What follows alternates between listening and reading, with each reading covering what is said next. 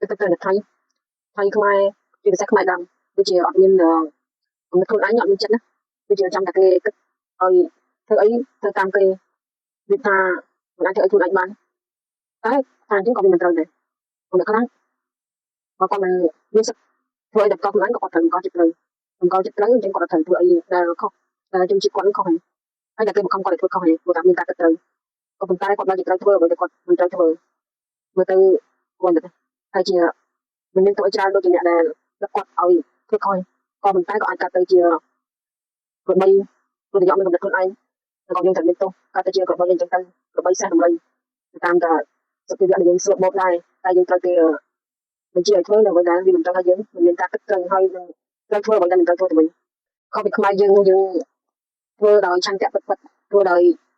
ស្ងប់ចិត្តទោះបីជាថាទៅនឹងមិនដឹងស្លាប់អីក៏ដោយហើយយើងសាមគ្គីគ្នាយើងមិនតែក្នុងកលៈទេសៈមួយដែលថាវាទុកសោកដោយការប្រើប្រាស់ក៏បាត់បង់ទ្រព្យសម្បត្តិខកខានការរៀនសូត្រផ្សេងៗក៏ប៉ុន្តែគឺក៏យើងបានមានឆន្ទៈក្នុងការធ្វើបានត្រឹមត្រូវយើងដែលជាអ្វីដែលយើងត្រូវធ្វើវាដូចជាថាហើយមានអាយុច្រើនចុះក៏ប៉ុន្តែរកសុខស្ងប់តែមួយវិនាទីមិនឃើញហើយបើយើងគុំជាខ្មែរយើងក៏ឧទាហរណ៍ថាយើងមានសុខស្ងប់តែមួយវិនាទីដែលយើងគិតត្រូវយើងមានឆន្ទៈធ្វើអ្វីដែលយើងត្រូវធ្វើក្នុងពេលនេះបើយកមួយវិនាទីគុណនឹង100គឺច្រើនណាស់អាយុខ្មែរវិញមែនតើហ្មង